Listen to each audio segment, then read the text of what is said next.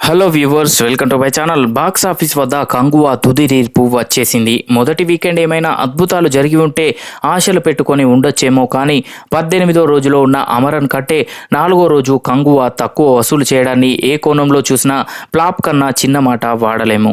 తమిళ version మెరుగ్గానే ఉన్నా అది కూడా రికార్డుల దిశగా వెళ్లడం లేదు. ఆదివారం మాత్రమే తమిళనాడులో మంచి ఆక్యుపెన్సీలు నమోదయ్యాయి. దత్తపుత్రుడిగా తెలుగు ఆడియన్స్ అభిమానించే ఏపీ, తెలంగాణలో నిన్న విపరీతమైన డ్రాప్స్ కనిపించాయి.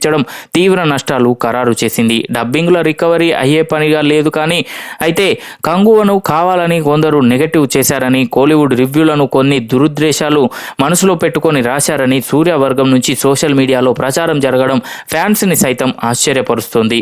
ఇక జ్యోతిక ఇన్స్టాలో పెట్టిన పోస్ట్ ద్వారా మొదటి 20 నిమిషాలు మినహాయించి కంగువా విజువల్ వండర్లా ఉందని, మంచి విషయాలు పక్కన పెట్టి మైనస్లను హైలైట్ చేయడం వెనుక ఎవరో ఉండడం విచారకరం అనే రీతిలో పేర్కొంది.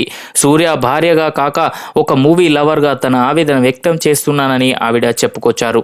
ఇక జ్యోతికకు మద్దతుగా కొందరు ఫ్యాన్స్ కూడా గొంతు కలిపారు. ఏది ఏమైనా సానుభూతి అన్ని వేళలా పనిచేయలేదు. ఎవరో క్యాంపెయిన్ చేస్తే తగ్గిపోవడానికి సూర్య చిన్న హీరో కాదు. బలమైన ఫ్యాన్ ఫాలోయింగ్, స్టార్డమ్ తన సొంతం. వివాదాలకు దూరం, సౌమ్యంగా ఉంటాడు, సంఘసేవ చేస్తాడు, రాజకీయాల ఊసే ఉండదు. అలాంటిది సినిమా బాగుంటే ఎవరు బురద చల్లాలని చూసినా వర్కౌట్ కాదు.